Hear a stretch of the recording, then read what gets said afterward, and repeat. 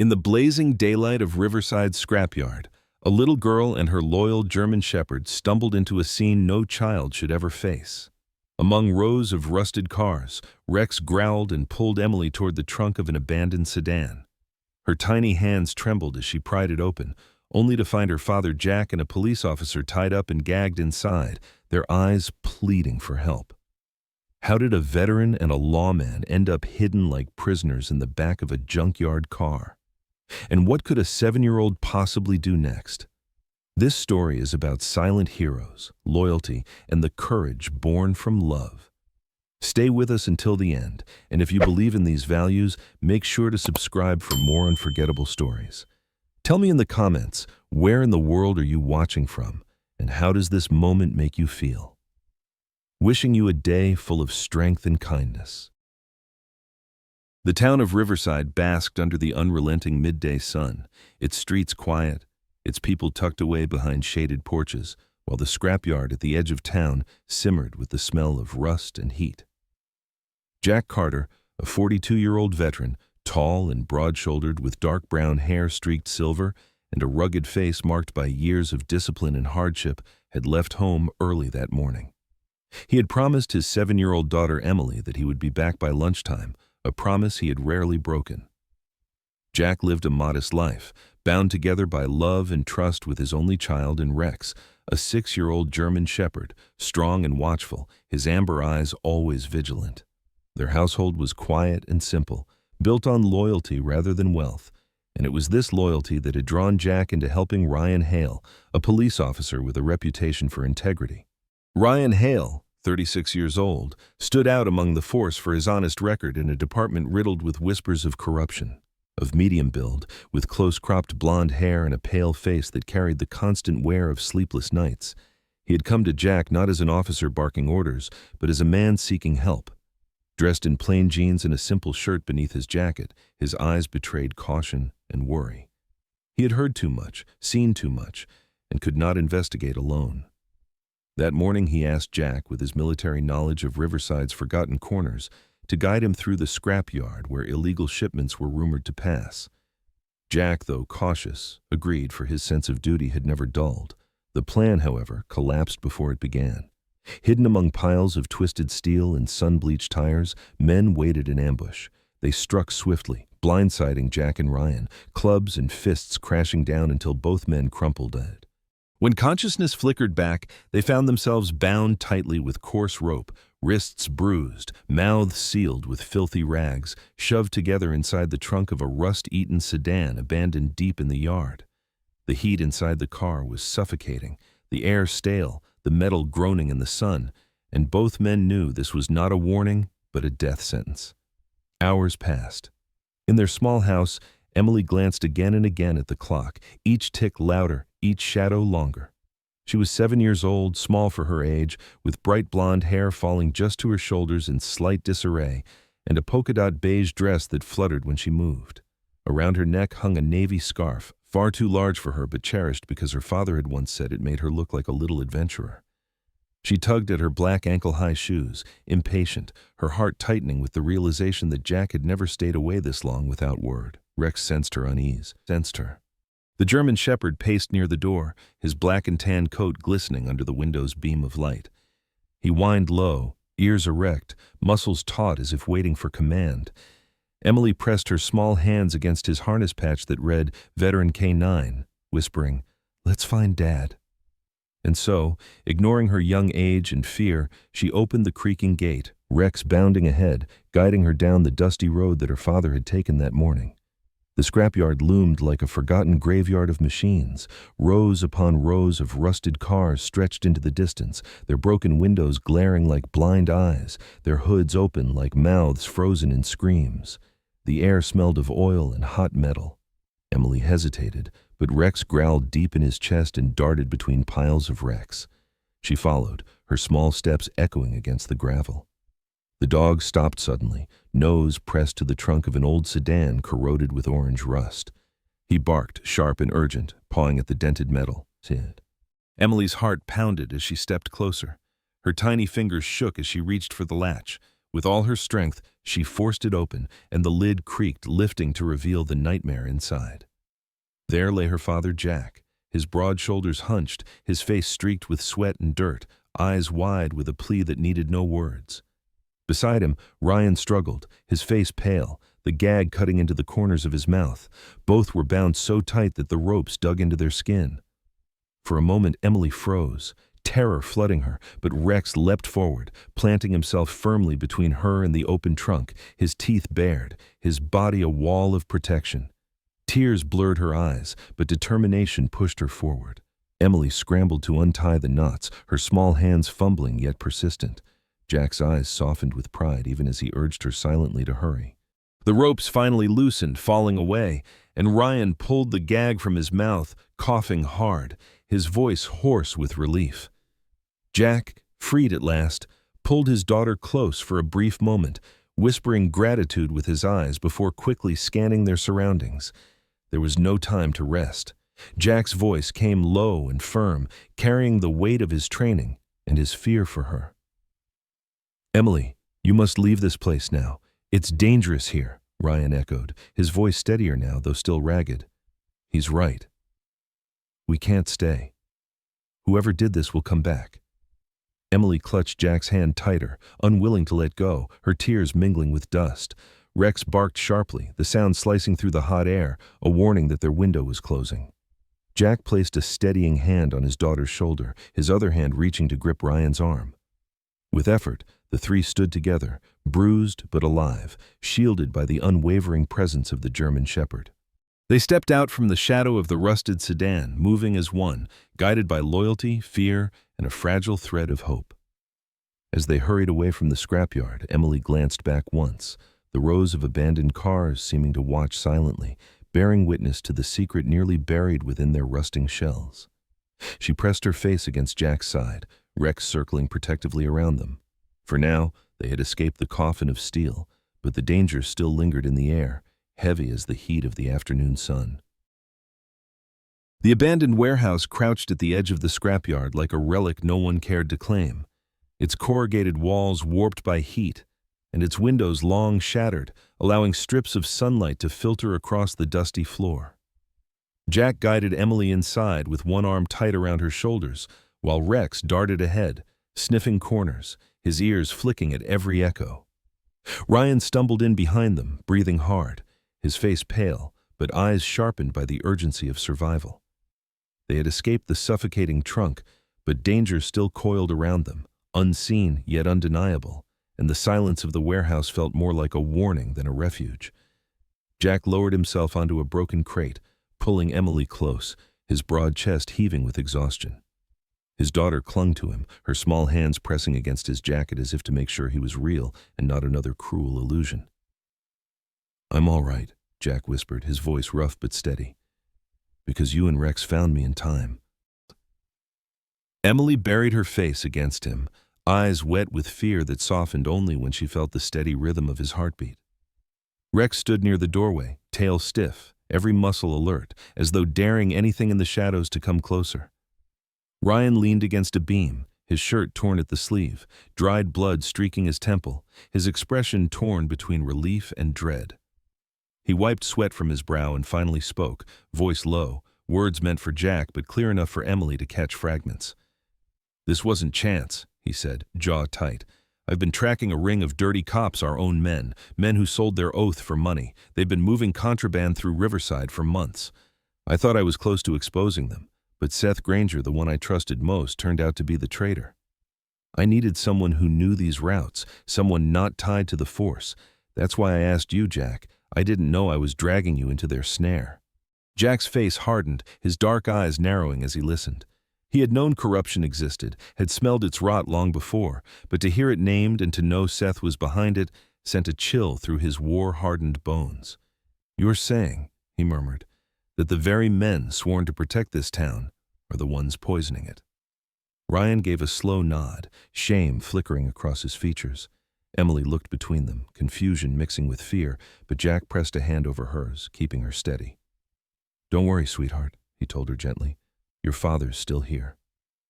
Rex is here. We'll get through this." The German shepherd gave a low growl as if in answer, amber eyes fixed on the slant of light near the door. He was 6 years old, muscles still strong from training, but more than that, his instincts were unerring. He had been Jack's companion since service days, and now he stood once again as shield and sentinel. The growl faded into silence, but his stance remained, one paw forward, ready to spring. Emily reached out with a trembling hand and brushed his fur, her touch calming her more than it calmed him. Ryan suddenly patted at his torn jacket, his fingers finding something wedged deep in the pocket. With a grimace, he drew out a battered handheld radio, the casing cracked, the antenna bent. "Thought I lost this," he muttered. The device looked barely functional, but its weight in his hand was enough to spark a fragile hope. He thumbed the switch, and static hissed angrily into the quiet. He pressed the talk button, his words rushed, clipped, fighting for space between bursts of interference. "This is Hale. Riverside scrapyard. Ambushed. Officer down, civilian with me. Need backup." The signal faltered, drowned in white noise, and then the screen flickered dead. Silence hung heavy after the failure. Emily's eyes lifted to Ryan, wide and uncertain, while Jack's jaw clenched. Ryan exhaled through his teeth, shaking his head. "Maybe they heard," he said, though doubt laced every word. Jack replied firmly, "We can't count on it. Until help arrives. If it does, we take care of ourselves." He met Ryan's eyes, and in that moment, two men of different uniforms shared the same burden, survival bought only by vigilance and grit. Emily pressed closer to her father, sensing the weight of words, even if she could not grasp all their meaning. Outside, the afternoon sun burned on, shadows of vultures circling lazily above the scrapyard. Inside, Rex prowled back and forth near the doorway, hackles raised whenever a board creaked or the wind shifted. The air was thick with tension, each sound amplified, each silence deeper than the last. Emily kept glancing at the dog, her young heart reassured by his courage, her own fear tempered by his steady presence. Ryan lowered himself onto a coil of rope, his body aching from the beating, but his gaze remained sharp, scanning the cracks of light. "Seth won't leave this unfinished," he said, voice low but steady. "If he learns we're alive, he'll come back to silence us." Jack nodded, his hand brushing Emily's hair, his eyes dark with resolve. "Then we'll be ready," he answered, "because we don't have a choice." Emily looked up at him, her innocence straining against the gravity of the moment, and for the first time she realized the world was darker and heavier than she had imagined. The warehouse held its breath with them, every beam and shadow a reminder that danger lurked just beyond the walls. They were 3 souls and 1 loyal dog, bruised but unbroken. And though the signal might have carried or might have died in static, they could not rely on salvation from afar. In the hollow of that forsaken place, Jack, Ryan, Emily, and Rex clung to the fragile certainty that they still had each other, and that was enough to face the storm that would inevitably return. The warehouse that had sheltered them for a brief hour now felt like a cage, every creak of its rotting boards reminding Jack and Ryan that safety was only temporary. The midday sun outside burned high, and the scrapyard stretched endlessly, shimmering with heat, a labyrinth of rusting cars and twisted metal. Jack knew they could not linger, and Ryan, though limping and pale, urged them forward, whispering that Seth would not wait long to finish what he had started. Emily clutched her father's hand as they slipped out a side door, Rex already trotting ahead, his nose lowered to the ground, his tail stiff with purpose. Seth Granger was no man of hesitation. At 45, tall and broad, with long dark hair brushing his collar and a thick beard streaked with gray, he carried himself with the menace of a wolf that had tasted blood. His black leather jacket gleamed in the sun, his sunglasses reflecting the scrapyard like shards of cold glass. By his side walked Victor Kane, a hulking brute of 40 with shaved scalp and scarred knuckles, a man whose eyes held nothing but cruelty. Behind them moved 3 younger enforcers, rough men in worn jeans and stained shirts, each carrying the posture of violence. They fanned out across the scrapyard, their boots crunching over gravel, their voices calling low as they hunted. The scrapyard was alive with echoes. Seth's order cracked through the air. "Find them. Tear this place apart if you have to." His voice was calm, almost casual, but beneath it was the promise of inevitable destruction. Victor smirked, cracking his knuckles, his heavy boots dragging against the dirt as if eager for the fight. The younger men split, weaving between piles of cars stacked high like rusting towers, their shadows stretching long in the merciless light. Jack pulled Emily close against him as they crouched behind the shell of an overturned truck. Ryan leaned against the other side, his limp worsening, his breath short and strained, yet his eyes alert as he studied the hunters. Emily's small body trembled, but she refused to cry, clutching her father's hand tighter, her knuckles white. Jack bent low, his voice steady despite the danger. "Stay close, Em. No matter what happens, don't let go." She nodded silently, her face pale but determined. Rex was their guide now, darting ahead silently, slipping between the shadows of wrecked sedans and shattered vans. His amber eyes scanned the horizon, his ears twitching at every sound. When he heard footsteps too near, he stopped, his body lowering, tail stiff as a warning. Jack followed his lead, motioning for Emily and Ryan to crouch, their breaths held as a pair of hunters passed within yards. The men's conversation drifted over, crude laughter about what they would do once they caught their prey, and Emily buried her face briefly against her father's sleeve until the voices faded. They moved again, step by step, through the scrapyard's maze, the heat pressing down on them like a suffocating blanket. Emily's shoes scraped against gravel, but Jack steadied her quickly, eyes darting. Ryan stumbled once, nearly falling, but caught himself against the fender of a wrecked car. The effort cost him, sweat pouring down his brow, his lips pressed thin with pain. Still, he kept moving, muttering under his breath, "Not here. Not like this." Jack offered his arm, steadying him, the silent bond of survival binding them tighter. Then came the moment of collision. One of Seth's men, young and wiry with a ragged beard and a baseball cap, rounded a corner too quickly and nearly tripped over Emily. His eyes widened in shock, his mouth opening to shout, but before a sound escaped, Rex lunged with the ferocity of a predator defending his own. His teeth sank into the man's sleeve, jerking him sideways, dragging him to the ground with surprising force. The man screamed, flailing, trying to shake the dog free, but Rex held fast, growling deep, his body thrumming with raw strength. Jack acted without hesitation. He grabbed a length of rusted pipe lying nearby and swung with all the force of his soldier's arms. The strike landed hard across the attacker's chest, sending him sprawling, the air driven from his lungs. The man gasped, dazed and defeated, his cry silenced before it could rise. Jack pulled Rex back, patting his flank quickly, whispering praise as the German shepherd released and stood guard, chest heaving, eyes burning with protective rage. Emily's heart pounded, but she clung to her father, her fear mingled with awe at Rex's ferocity. Ryan caught up, gripping his side, his eyes scanning for the others. "That won't go unnoticed," he warned, his voice grim. Jack nodded, urging Emily forward. "We keep moving. Stay close." Emily's hand tightened in his, her face streaked with dirt and sweat, yet her steps firming with courage. She did not falter, not even when her legs shook, her love for her father and trust in Rex carrying her forward. Ryan limped behind, every step a battle, but his resolve unbroken. Together they pressed deeper into the scrapyard, weaving through corridors of steel, their family bond forged in fire and fear. Above them, the sun bore witness to the hunt, its light exposing every flaw, every shadow. But within the maze of rust and ruin, Jack, Emily, Ryan, and Rex moved as one, united by desperation, shielded by loyalty.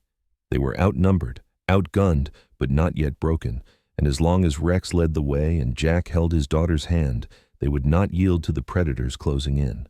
The scrapyard had become their battlefield, and survival was their only creed.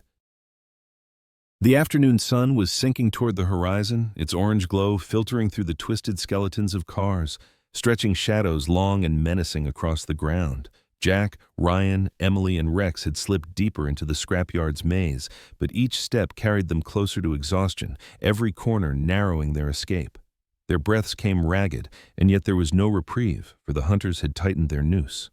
The sound of heavy boots echoed, the scrape of metal against metal announcing that Seth and Victor had driven them toward a trap, and ahead loomed a structure they could not avoid, a derelict warehouse with its doors yawning like a mouth waiting to swallow them.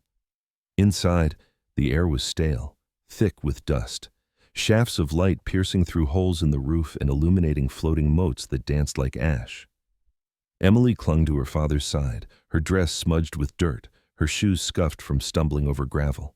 Jack lifted her close, his own chest heaving, and Ryan leaned against a support beam, limping, his hand pressed to his side where a bruise was spreading.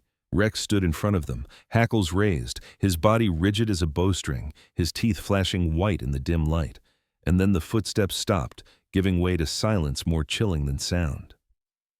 Seth Granger entered first, tall and broad, the dim sunlight glinting off his black leather jacket and the dark lenses of his sunglasses. He removed them slowly, revealing eyes that burned with cold arrogance. His long dark hair framed a face hardened by greed, and a cruel smile crept across his lips. Victor followed, towering and brutal, his shaved scalp glistening with sweat, a jagged scar running across his cheek. He cracked his knuckles, the sound echoing like breaking bones, and leaned against the doorway as if savoring the moment. Behind them, one of the younger enforcers lingered in the shadows, gripping a pipe, his eyes restless but eager. Seth's voice carried easily through the still air, dripping with contempt. A worn-out veteran, a half-broken cop, a mutt, and a little girl. Do you really think you'll walk out of here alive? His laugh was low, mocking, bouncing off the rusted walls. Emily flinched at the words, but Jack stepped forward, shielding her with his body, his jaw set, his eyes locked on Seth. Ryan moved beside him despite his limp, his hand balled into a fist, his gaze steady even through the haze of pain. Rex crouched lower, a growl rumbling from deep in his chest, his amber eyes locked onto the man who dared threaten his family. The tension crackled, thick as storm air before lightning. Seth tilted his head, smirking as he reached beneath his jacket. The metallic glint of a pistol caught the last rays of daylight, and the sight froze Emily in place. Jack tensed, ready to act but too far to close the distance. Ryan stiffened, muttering a hoarse curse under his breath. Seth raised the gun slowly, deliberately, savoring their helplessness. He aimed squarely at Jack's chest, his grin widening, his finger tightening on the trigger as he mocked, "This ends now." But before the shot could ring out, Rex exploded into motion.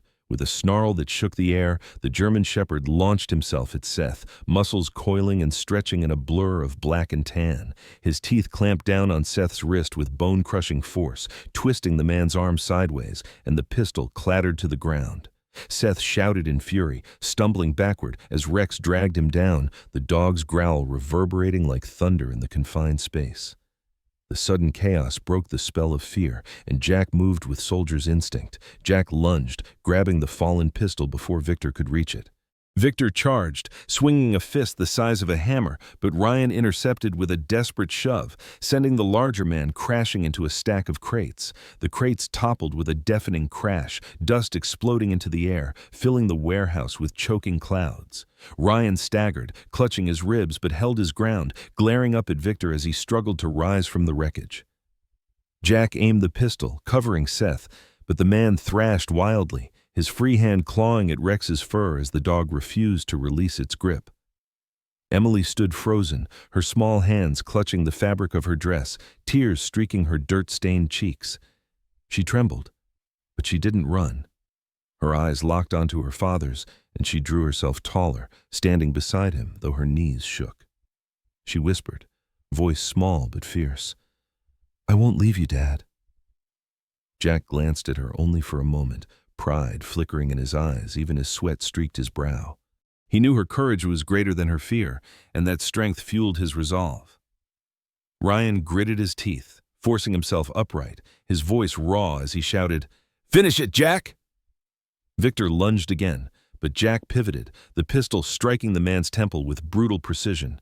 Victor staggered, collapsing against the wall, his massive frame finally stilled.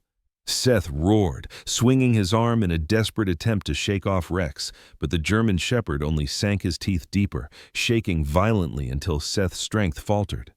Jack pressed forward, driving the pistol barrel under Seth's chin, forcing the traitor still. For the first time, the smirk vanished from Seth's face, replaced by the raw shock of being outmatched. The warehouse fell into silence but for the rasping of breath, the thud of hearts racing against ribs, and the low growl of Rex holding his prey.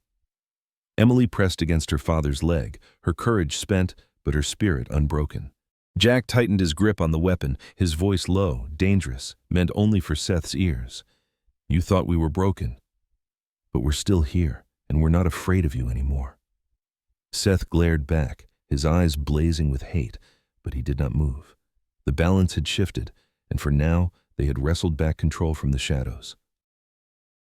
The warehouse was heavy with dust and silence, broken only by the ragged breaths of Jack, Ryan, and Emily. Seth writhed under Rex's grip, fury boiling in his eyes, while Victor lay slumped against a wall, groaning faintly. The scene, tense and suspended, cracked open when the shrill wail of sirens split the air outside, growing louder with every heartbeat. Blue and red lights spilled through the gaps in the warehouse walls, flashing across rusted beams and broken glass, a herald of the reckoning to come.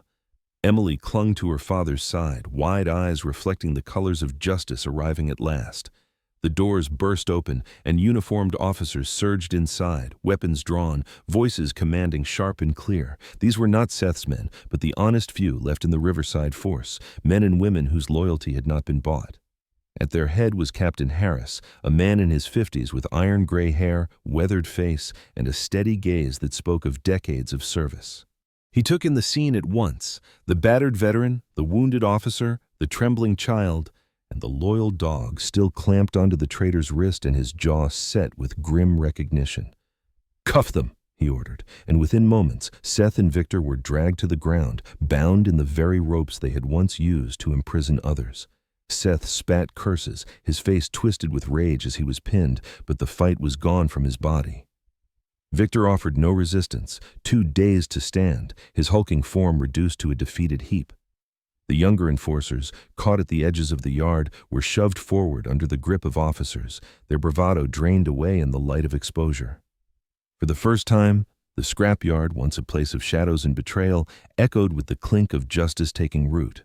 Emily buried her face against Jack's chest, and he wrapped both arms around her, holding her as though to protect her from the sight, though he knew she had already seen more than most adults ever would. Ryan staggered to his feet, his body trembling with exhaustion and pain, yet his voice rose steady when he turned to Captain Harris. "They were using the yard," he rasped. "Seth and his men have been running contraband right under our noses." Jack was only helping me find the truth, and they tried to silence us both. Harris nodded gravely, eyes darkening as the weight of betrayal sank deeper into his chest. "You've done more than enough," he said firmly. "Both of you. We'll make sure the department knows who the real traitors are."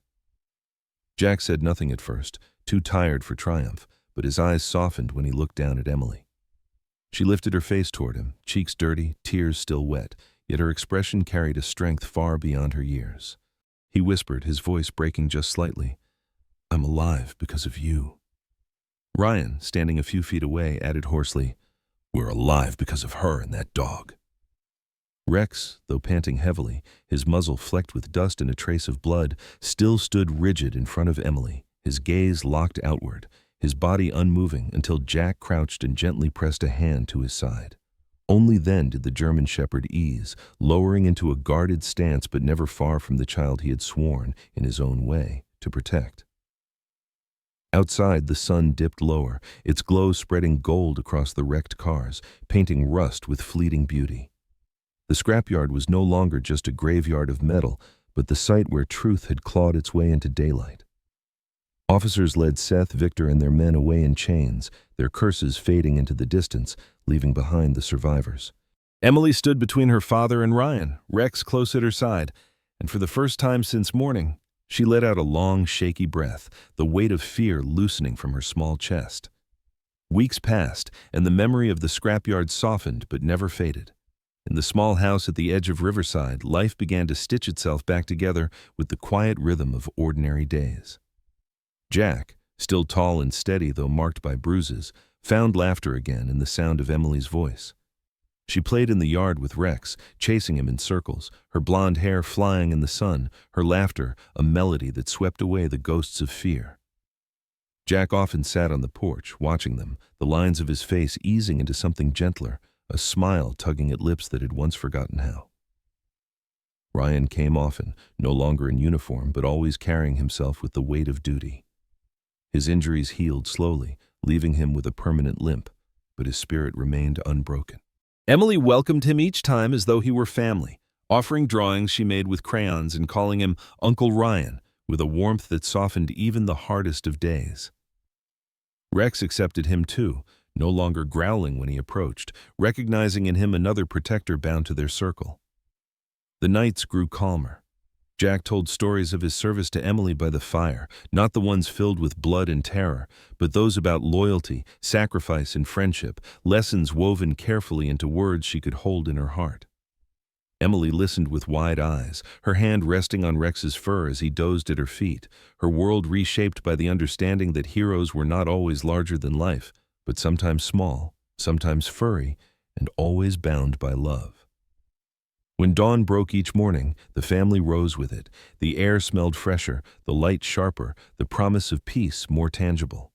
Jack still bore the scars, Ryan still limped, and Emily still carried the memory of fear, yet none of it defined them. What defined them instead was survival, courage, and the silent heroism of a child and her dog who had faced the darkness and pulled two grown men back into the light. And so the story of Riverside closed not with the roar of battle, but with the quiet certainty that justice, though delayed, had arrived. In the simple home, in the laughter of a girl and the steady gaze of a dog, in the friendship of men who had bled together, a truth shone brighter than any siren's light, that sometimes the truest heroes are not the ones who wear badges or bear arms, but those who love without fear, who protect without question, who stand unshaken when all else falls. In the end, the story of Jack, Emily, Ryan, and the loyal dog Rex reminds us that true heroism is often quiet, born from compassion, loyalty, and the willingness to sacrifice without asking for reward. A child's courage and a dog's devotion became the light that cut through betrayal and fear, proving that even in the darkest places, kindness and faith can guide us home. What do you think about silent heroes in our own lives, the ones who protect, love, and give without recognition? Share your thoughts in the comments, and if this story touched you, please subscribe to the channel. May God bless you and your family with peace and strength.